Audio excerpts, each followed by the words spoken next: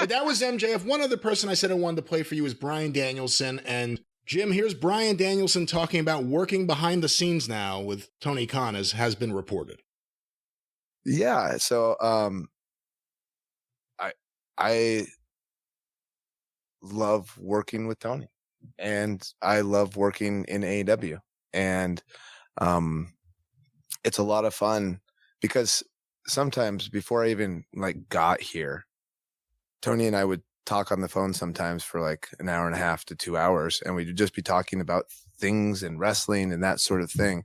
And I think we have very similar, we have a lot of similar ideas on wrestling. And sometimes he says things to me, and I'm like, oh my gosh, that's a great idea. And we riff off each other really well, which, and it doesn't even, when we do it too, it doesn't really feel like work. It's like when you love wrestling, it's stuff like that is fun. That's like the highest praise for me wanting to get in this business my whole life. I mean, that's like the highest praise in the wrestling business right now, that you can get that from Bryan Danielson. So it means a lot, and I really appreciate you. Thank you. Let's see what he says after the checks stop. I mean, do you think we love Bryan Danielson's work in the ring, or we have until he became a bloodthirsty maniac with the plumber. He was the best in the world just a short time ago in AEW. But is he another one of these guys that you shouldn't let him do his own thing as far as anything other than wrestling, that he doesn't have the head for it? If you're asking me my opinion, and I believe I remember years ago, there was some story that WWE did some kind of test of the people backstage, or maybe the boys just did it themselves, who was the most motivated or the least motivated, and he was like the least motivated. It was something like that. But I think Bryan Danielson's brilliant in the ring. If we are to believe he's a part of the creative team, I would assume that means he has something to do with his own creative. If we're basing it off that, I don't know if he has a mind for anything outside of the ring in terms of things. Now, he can connect with people on promos, but we've also seen now where he can't even explain his own creative in the promos. Well, yeah, that's the problem. If he's in this on purpose, he is just now one of the guys in a group that is kind of blah rather than a big name. The problem is, too, Tony wants to hear these things. Tony wants these guys to think these things and say these things, so he's just overjoyed that Danielson's sitting there and saying what a genius Tony is. But let's go and get more from Danielson. Righteous for Edge Grapsity Podcast. I'm sorry for being a mark, everybody. Bryan Danielson, you're the greatest professional wrestler of our generation, and we are privileged to be able to watch you do your thing anytime. You had a very... Now, Luke Hippelman was not going to say that. Thank you, Bob Woodward. Busy schedule to start the year, but it's kind of been not as busy recently. How does it feel to kind of get back in there with this crazy plunder of a match? And would you want to beat up any of those guys again, specifically Kenny Omega, in another match one-on-one? Yeah, to be honest, I think, gosh, I'm really bad at remembering questions when they're that long. So I was trying to go through my head as far as what was the first question? The first thing was just saying you're great. Oh, first one, thank you very much. I mean, I really appreciate that. I appreciate a lot of you who have watched my career for a long period of time. And, a lot of people don't get as much positive feedback as they need. And I feel like my cup is overflowing. And so thank you guys for that. And then the second part. Oh, yeah. So I love brawling in the crowd. It's with the music playing. Like last year, even though I got hurt in the match, I loved it. And the live band this year was so great, and the energy in the arena, and so I love fighting and feeling like I'm in a fight. And I love the feeling of wrestling. To me, it's like you just feel it inside, right? And when you're in the crowd, it's even different, because it's like you get hit and you get punched and it's like, oh, that sucks, but I just landed in a fan and they're hitting your shoulders and it's great, and it's I don't know, it just really makes you feel alive, right? And so I was thrilled. Well, let's stop it there. Again, we talk about how brilliant he is in the ring, and that's undeniable. Here he is talking about his love of whatever you want to call it, anarchy in the stadium. Again, I guess it's contagious. It's the the age of these people, or he has had a bunch of concussions, but instead of trying to teach other people the way to do it right, he gets a kick out of just jacking around like everybody else. I don't know why you'd want to waste that kind of talent. Nobody can do what he can do in the ring, and he wants to be fighting out in the crowd, doing fake fight walking and having people patting him on the back. Well, let's get more from Bryan Danielson. A few more things before we wrap things up. Adrian Hernandez, Odyssey Sports. You seemed very eager to talk about violence, and you did bring up last year. Last year, someone almost was lit on fire. So in comparison with violence, how do you compare the violence of this year compared to last year's? Yeah, I think now I would prefer to talk about the intensity, right? And sometimes I think part of this story is the BCC questioning the ability of the elite to get as intense as we can, right? That we have a question for them. You guys are guys who helped found this company, but this company has grown. And I mean, just look at the ticket sales for Wembley. Look at, we're getting a new 2-hour TV show, and the wrestling's grown too. And the wrestling's more intense, and we're more intense, and nobody's more intense than us. Can you match our intensity? Right? Was this match more violent? I don't know. Was it more intense? I think tonight, at least from my perspective, it was. Let me stop it there because, again, we're talking about if he's on creative and he's a part of his own program, he's trying to explain it here. We have a question for them. Are they as intense as us? Previously, it was, we want to make people better so we can beat them or whatever it was. Does any of this sound good coming out of his mouth? And the thing is, there's no intensity.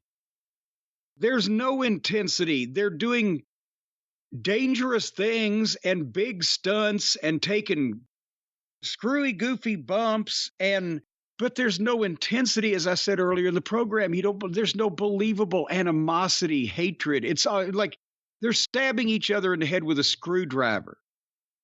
To them, that may be intense. To me, it's phony as a football bat.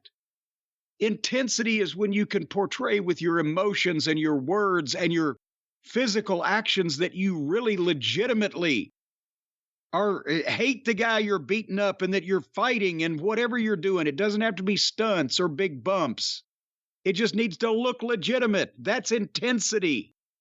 They're just running around doing a bunch of garbage shit that they cooperate with each other for. Are you surprised to hear what he's saying here? Yes, I really am, because I thought that, being a talent, he would have put more of a premium on the talent that he has instead of just acting like that the goofy shit that the Wheeler Yuta, for fuck's sake. Well, hold on. We'll get to that. Let's go to our next question. Brian right here. Devon Cotton, Raider Nation Radio. So I've got to ask you, man, I love that "Be Real" on the shirt. But when you come into a match like this, is there anything that you can tell the guys on your team, or it'd be Wheeler who got the actual pin tonight? Is there any preparation or everything that you know about wrestling? Just throw it out the window for this. So, gosh, I'm so bad at social media. We had a talent meeting yesterday where we were talking about some social media things. And I actually, for the first time in a long time, I made Wheeler Yuta go on a hike with me today.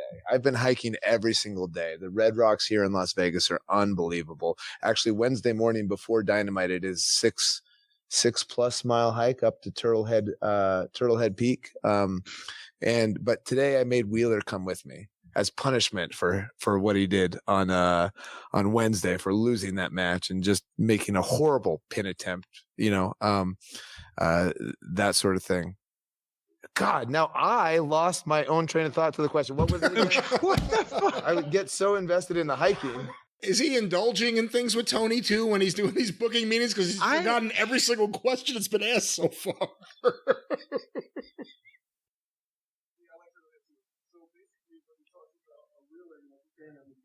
Oh, yeah. I was preparing Wheeler for this, and I actually legitimately made him do push-ups and bridges on the Red Rock. And then I took pictures of it, and then I was going to put it on social media and tell everybody, this is what happens when you mess up and you train with the BCC. You think the elite guys are doing this when they mess up? No, they go, oh, sorry, brother. It's okay. Everybody makes mistakes. No, everybody does make mistakes. But when you make mistakes, you got to bridge on the Red Rocks. That's what you got to do. Oh, so yeah, boy. That was my advice to Wheeler. And then also, one, Wheeler's been doing a great job. I just want to say that. I'm very thankful for AEW, the willingness to put people like Wheeler Yuta in this position. So if you think of like where Wheeler Yuta was a little over a year ago, and now he just beat Kenny Omega in the main event of a pay-per-view. And I'm really proud of him for that. I'm really proud of that booking. You won't see that anywhere else. There's a reason for that. I'm afraid Bryan is another one of the boys that when he makes friends with somebody and he thinks maybe they're a good wrestler, or he can see they're going to be a good wrestler, they see money in them and they think they need to be pushed. Ain't no money in Wheeler Yuta. I'm sorry. I'm sure he's a good kid. I believe he was working in MLW years ago when I was there. But no, look at him physically. Look at the fucking personality. Look at the appearance. Look at the promo. Good wrestler. Put him on the card. Not saying he should be fired. He didn't wrestle sex toys and blow-up dolls and shit. But he's not a main event guy, and he's not going to be anytime soon. And because they put him in that spot and told him to beat Kenny, and Kenny said, okay, you can beat me, that doesn't change reality, does it? Here's the thing. On Wednesday night this week, and before we close up, we'll talk about Tony's announcement. On Wednesday night this week, did anyone remember that Wheeler Yuta got the pinning victory? Did anyone make a big deal out of Wheeler Yuta for pinning the former world champion Kenny Omega? No, it didn't matter. And my question for you is, and you could substitute whoever you want for these examples, hypothetically speaking, if a Jon Moxley or a Bryan Danielson, someone at that level, who's in a match like this, and they say, we want the Wheeler Yuta of that match to be the one to get the victory over the Elite, whatever you want to say about him, Omega, the Bucks page, presented as top-level guys in AEW, Danielson and Moxley, same thing. Claudio, maybe just a step below, but in that mix, Yuta's the one that sticks out here. There's no way he gets that pin, I wouldn't think, unless some guys went to bat for him. What do you think? What do you do in that situation if you're Tony? Well, I'm sure Tony completely agreed with it because, again, that's the thing. They think because a guy's their friend and he's a good wrestler, we'll bring him in the group, we'll get him over. Even sometimes great wrestlers or people like Moxley, they may have achieved a name in the ring, but they can't see others. Not every great actor was a director. Not every great director is a writer, or a great actor is a writer, or whatever. There's different skill sets. And they either just like him and want to get him over and know that it might as well be him as anybody because Tony's decision-making is caca, or his eye for talent is caca, or they could be legitimately convinced that, Yuta is going to be a big deal, and he's not. He's just not. And that shows some of the boys shouldn't be bookers, or don't have eyes for talent, or shouldn't be calling finishes. Sometimes the greatest player doesn't become the greatest coach. And this is kind of along those lines. Not everyone's a scout. If you were going to do this, and I know you wouldn't, but if you were going to do this, do you make a big deal out of it? Like the fact that Wheeler Yuta beat these guys? I mean, did they make a big deal out of it? Because I missed that. Well, I mean, they said something about it. But, I mean, no, you would... The problem is that nothing is made a big deal of here. Everybody gets to go out and do what they tickles them rather than one person telling every motherfucker on this show what to do or what to say. That's the only way it works. It doesn't work with teams of writers. It doesn't work with booking committees, and it doesn't work when you let half the people on the card just go out and do whatever they want to do because they're supposed to be the fucking professionals. And even Dutch Mantel's old saying, the booker is the coach, and he finds players to put on the team that can run the plays. Yes, the players on the field have tons of leeway, and they need to ad-lib, and they need to get out of sticky situations when things don't work out. But they're still not just going out there making shit up as far as throw it or the ball or pass the ball or run the ball or whatever the fuck. They've got a plan that was given to them by the coach.